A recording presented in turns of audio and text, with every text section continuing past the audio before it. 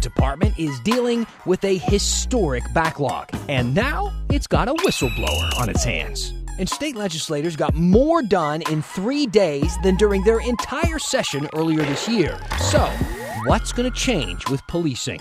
And the Oregon Historical Society dedicates its quarterly magazine to a topic that's top of mind for a lot of us right now: our state's racist roots. And people don't want to accept that. Here's the story. Yeah, we're going to take a look back a little later in the show. I think it's right after the first commercial break, so stick around for that one. We're going to start with something a little bit different. Hi, I'm Dan Haggerty. Welcome to the story. Start with something a little bit different that I thought a lot about over the weekend. And can I just say, I don't get it. You remember that scene in the movie Big when Josh, played by Tom Hanks, is in that pitch meeting at the toy company that he suddenly works at, and the executive is trying to sell a skyscraper that turns into a robot, and Josh kind of raises his hand and just says, I don't get it. And you know, because it's a bad idea. And he's a kid, and he's not overthinking it. So then suddenly the rest of the room sees that their adult ambitions and stubbornness have gotten in the way of a really simple realization. And with that, I'd like to keep talking about the mask debate. And since I am sometimes described as a 12-year-old trapped in a man's body, I'm going to stand by that analogy too. So reach out tonight on Facebook and Instagram. Email us at thestory@kgw.com. Use Twitter and the hashtag HeyDan. And something tells me a lot of you are going to still try and sell me skyscraper robots, especially after the news today. First at 4, you'll soon have to wear a mask inside public places, no matter where you live in Oregon. Starting Wednesday, July 1st, now everyone entering a public space indoors in Oregon is required to wear one. As Oregon often does, we again follow Washington's lead on this one. Instead of just a handful of county now, starting on Wednesday, the entire state, from Astoria to Rome, will be required to wear a face covering inside any indoor public space. Not just city or state facilities. We're talking about stores, boutiques, banks, basically anywhere inside where there are other people. Totally straightforward, right? Wrong. Kathy in West Lynn, she asked the big question a lot of people have been thinking about: how will the new requirements of these masks be enforced? Will there be a penalty fee? Kathy, see, the governor says yes, the rules are enforceable if they have to be, but it's more of an educational enforcement. All right. In fact, they don't even want people calling cops because they don't see they see somebody who's not wearing a mask, for instance. If you find yourself, let's say, in a business where people aren't wearing masks and it doesn't seem to be enforced there, you should take it up with that business first. Now, if they don't do anything or you don't feel like you have a good outcome to that, you can file a complaint through OSHA. But if you ask me, the quickest fix is to just go shop somewhere else. Either way, Governor Brown says that she is taking this step in order to try and keep the economy open.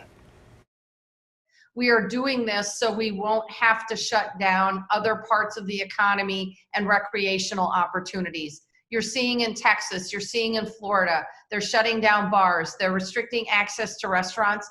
I don't want to do that here. And if we can contain the transmission of the virus by wearing face coverings, great. But if not, I will need to take more aggressive action. I don't want to do that. We know that there are still a lot of questions about masks out there. So Kristen Severance is going to be answering a bunch of them throughout the newscast tonight. So please keep them coming. Use that hashtag HeyDan. There is one thing, though, that is not in question, like, at all, and that's whether masks help. They do. Are they perfect? No. I don't know why that's part of the debate, that if they're not perfect, they don't do anything. They do a lot, all right? They help.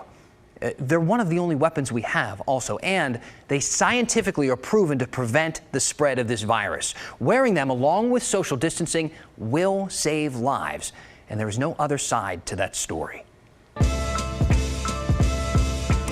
We have not shied away from criticizing Oregon's employment department here on The Story. In response to the coronavirus unemployment crisis, they were pretty slow at best and irresponsible at worst. But it's been a couple of weeks since our last report, and there are still plenty of people, and by plenty I mean thousands and thousands, still waiting for a check, like Annalise Trees, who wrote to us that she, quote, claiming weekly, but why? Still no money, even though I was approved in March for unemployment. Feel really let down. Nobody ever answers phones or calls back. And of course, she is not the only person experiencing that same exact thing. But now we are hearing from someone who is on the inside, or was, about what it was like to work for the Oregon Employment Department through this crisis, while people like Anna wait months for their money. A government whistleblower told our Calaboshi about the ineffective system, political influence, and workers wasting precious time on Facebook and Instagram. Just today received 3 letters telling me that there's problems. As tens of thousands of people in Oregon waited for unemployment benefits, state workers paid to process their claims wasted hours scrolling through Instagram and Facebook, according to a state worker who's speaking out. Desi Thonis said for roughly 2 weeks, managers limited workers to only a handful of pandemic unemployment assistance applications after the program launched in late April to avoid mistakes. We all worked on them so fast that there weren't any left. Like after 9:30 a.m., there was nothing left for us to work on. And a lot of us were playing on our phones. I was playing on my phone throughout the whole day. Thonis, hired in late April, said the PUA program, intended to provide unemployment relief to self-employed and gig workers, was disorganized from the start. Workers were given no phones, and training was slow. I thought I was going to come in and see a big pile of applications at my desk and start working them, but it's not like that. Roughly 94,000 independent contractors like hairstylists, massage therapists, and yoga instructors have applied for the PUA program in Oregon. For months, we've heard their frustration. It's time for self-employed workers to receive all the benefits they are entitled to. And seen demonstrations, including this one last week. So far, roughly 70,000 gig workers are still waiting for their applications to be processed. The backlog could have been avoided, Thonis said, if she or other workers paid to process claims could have just called applicants and helped them fix minor errors. Instead, those flawed applications sat dormant for weeks, and unemployed workers had no idea. So I tell them, and the first thing they say, and they always say this, "What? And you're telling me now?" And not all claims were processed in the order received. Some got priority. Thonis said unemployment managers had a list of people who contacted their state legislator to complain. And he's like, "Call this person right now," and gave me a sticky note. And I was like, "Why?" And he's like, "Oh, because she called her state rep, and so she's been having a lot of issues. You just need to take care of it right now." Were some applicants given special attention? Legislators have helped identify people that have been waiting the longest, and we have prioritized those. The State Employment Department director said the PUA program got off to a slow start to make sure claims went through the system correctly. He thinks additional staffing, better training, and automation will help speed up the process and predicts the backlog will be cleared by early August. It's really hard to overstate the challenge of standing up a brand new program, new technology, while hiring new people, setting up a new facility, and knowing that before any of that happened, you had tens of thousands of people desperately standing there waiting for the benefits to come out. The state worker hopes by speaking out, the system will improve and tens of thousands of out-of-work Oregonians will get the benefits they deserve. We're working on getting it fixed, and I do hope we get it fixed. And I hope I'm there long enough so that I can keep helping everyone out so that they can get their benefits. Kyle Aboshi, KGW News. Here is something that we think is worth your time. It's an op-ed published in the Oregonian last week calling for police misconduct records to be made public. See, right now in Oregon, if an officer gets in trouble or is accused of something, it's really hard to get information, especially on the punishments that they get.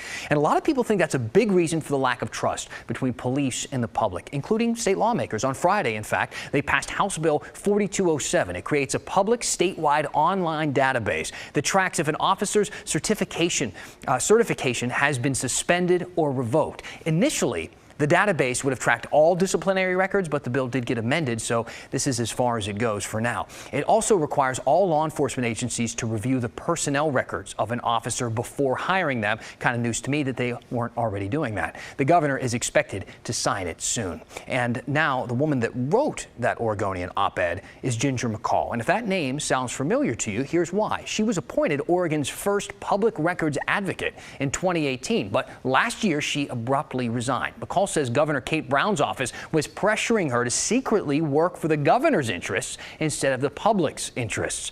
So while she no longer is in her position, she still cares about making Oregon more transparent, including when it comes to policing. I spoke with her earlier about what she wants to see happen. Now, you wrote about it in the op-ed, but in your words now, if you were making the rules, what would they look like when it comes to transparency and investigations into police officers and what the public should have available to them?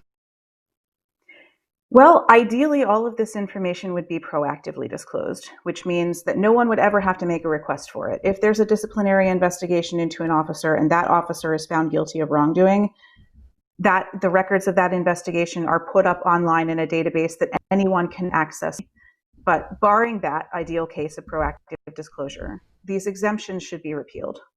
Specifically, the exemption about withholding information about disciplinary proceedings against officers who are found guilty. I also think that withholding information about officers who are found to be not guilty is also important and should be disclosed to the maximum extent possible, because that, if an officer is found not guilty, that gives us information about the system itself and whether or not these systems are working properly. Some people argue that opening up these cases and these files to public interpretation could lead to misinterpretation, because police officers do follow a separate set of guidelines than the rest of the people walking around, given the nature of their work and what they have to do to protect society. There is a concern by some people in law enforcement that opening up these records would endanger those officers and would endanger their families and the people closest to them. I can't say that I really share those concerns. I think that if there's a situation where the guidelines are allowing officers to do things that are perceived by the public to be abusive and violent and brutal, then those guidelines need to change.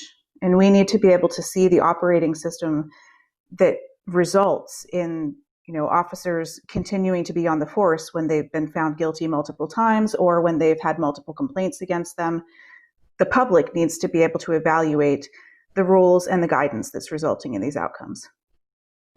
Lawmakers starting to listen to voices like that. Now, last week, Oregon lawmakers passed more bills in 3 days than they did in their entire month-long short session earlier this year. The bills focused on police reform after weeks and weeks of near constant protests from people demanding action. And on Friday evening, after passing a number of bills, lawmakers, they gave themselves a little pat on the back, which brings us to our quote of the day from State Senator James Manning of Eugene.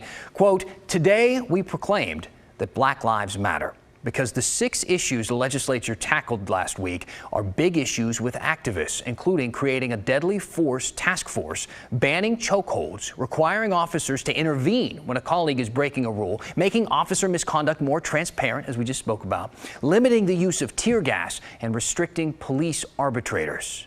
But as much as we talk about what the legislature accomplished, plenty of activists still telling Maggie Vespa right now that this is far from enough. News releases and press conferences following last week's special session in Salem served as something of a victory lap for the Oregon State Legislature.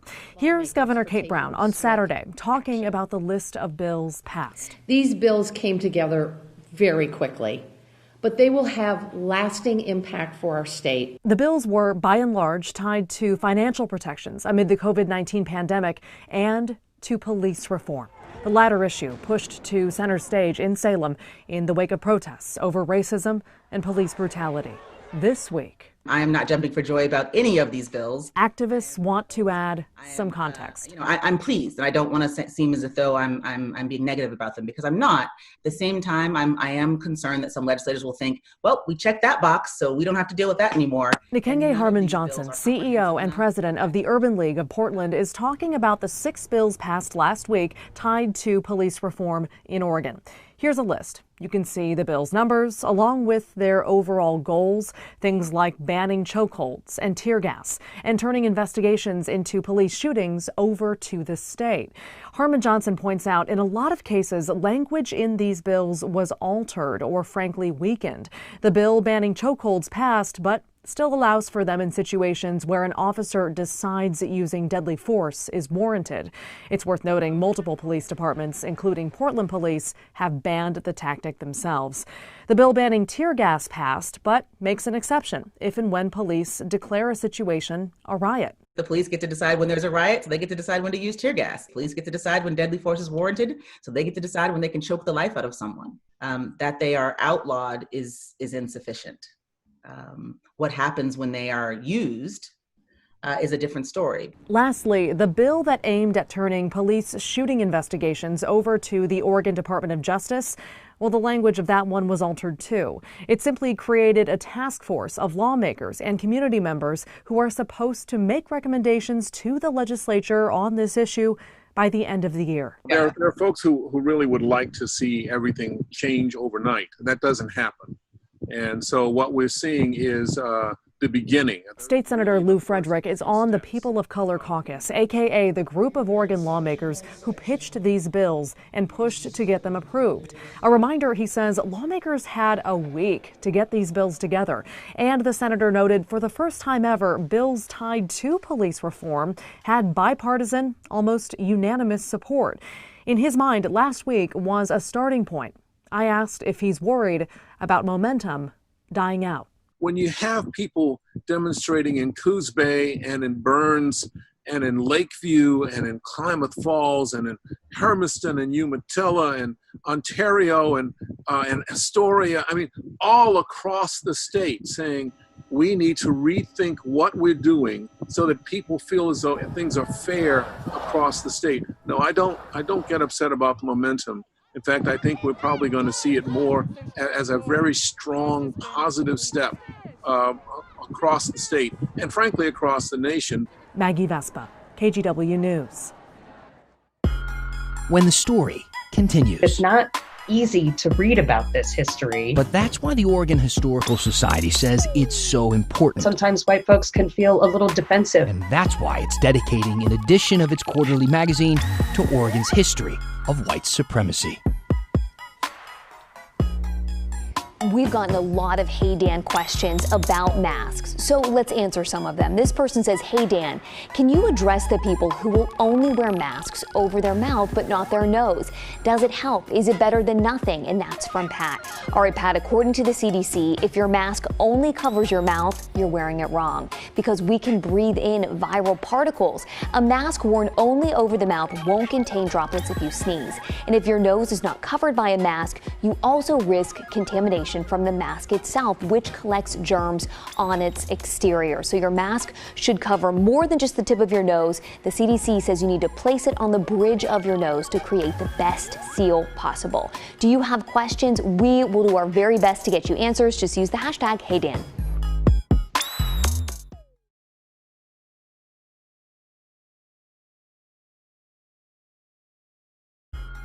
All right, it's time now to answer another question. This person says, hey Dan, we operate a food cart lot. Are face masks required at an outdoor food cart lot? That's from Donald. He specifically asked about staff in carts, staff doing outside duties, and customers.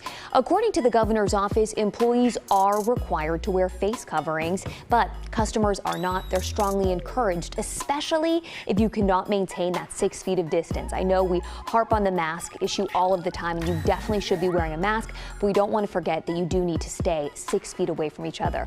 Do you have a question? We will do our very best to answer it. Use the hashtag HeyDan. The Oregon Historical Society is a fantastic resource for us. We rely on their record keeping to contextualize a lot of our stories, but also to never forget Oregon's shameful roots as a white supremacist state where Black Americans were banned from owning land. Now the OHS is dedicating the next edition of its quarterly magazine to this issue, and Brittany Falkers had a chance to talk to the creators about what they hope it accomplishes. Don't shoot! To move forward, we first have to understand our past. We're a scholarly journal. We do academic history. And so being able to get into those complexities and those subtleties in a way that helps surface that structure overall is that's our sweet spot. That's what we're able to do. The winter issue of the Oregon Historical Quarterly peels back the layers of white supremacy in our state with glaring examples of how that power has been perpetuated for hundreds of years. I mean, it's everything. That's what I'm saying. Our whole society, as I stated in the article, is formed on a system of white supremacy. And people don't want to accept that for obvious reasons.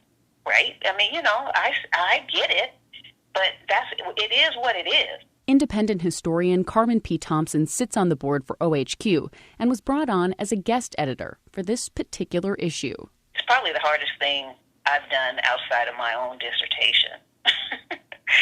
Because you have to put a lot of care and work into really kind of unpacking a subject that is so layered and expresses itself in many different ways, and has impacted various other groups of people besides African Americans. The issue opens with a note from the editors, asking readers to begin with an open mind, that the issue does not put blame onto readers who are labeled as white, but it is meant as a call to self-reflection, something that isn't always as simple as it sounds. So it was important to us to open the issue by acknowledging that it's not easy to read about this history, and that some folks, I don't think we use this word, but I think we all know that sometimes white folks can feel a little defensive being confronted with history and legacies of white supremacy because it can feel personal. The primary goal? Help readers understand white supremacy. It's not always as visible as the Ku Klux Klan, but as a collective set of codes, spoken and unspoken, explicit and implied, that society enforces through its institutions, governments, and legal structures in order to keep those deemed as white on top and every other racial group below them, with specific emphasis in the United States on keeping Black people at the bottom. Folks who study history, we are in a really good place for being able to see those structures of white supremacy, because you really do have that 20/20 hindsight when you look behind you, and it can become quite clear. And that's the hope of this issue, to give examples of how white supremacy is deeply ingrained in our state's history. Thompson says that's essential because what we learned in school isn't the whole story. And we all, growing up in American society, have the same knowledge, okay? So that tells you that it is intentional, and it is part of then this overall framework, whereas the educational system that we have, both in elementary and secondary and college, is all a part of the structures in American society that reinforces white supremacy and a certain way of thinking. This issue took nearly 3 years to complete, with painstaking research, review, and purpose. The idea started in June 2017, soon after one of the most violent acts of white supremacy in Portland's recent history, the Max stabbings. 2 men were killed and another severely injured, standing up for 2 women of color on a Max train. And I think those attacks were the most gruesome and dramatic at that time, really recent example of violent white supremacy in action. But of course, you know, it's a room full of historians and archivists and people who study and think about the past. And so they know that that was part of a bigger system and a bigger structure of white supremacy that has been in our state and in our nation throughout their history. The man wielding the knife and racist rants, Jeremy Christian, was sentenced to life without parole. While he'll spend the rest of his life behind bars, white supremacy still roams free. The impact of our racial power structure continues to thrive today. For many people of color, it's obvious. For many white people, it's often easily dismissed. But when we open our minds to the past, to the full scope of our historical experience, we just might be able to learn and grow together. So if we look for history just to bolster us up and make us feel good, we're really not going to understand who we are and why we are the way we are. But if we look at it as a way to really truly understand where some of our problems and divisions and inequities come from, then we have the tools to address those. That was Brittany Falkers reporting for us. Now, KGW, of course, we're our own historical record keepers as well. We have this whole big vault full of old videos and images from big moments in history. If you ever want us to try and find something for you, just reach out. Use that hashtag HeyDan.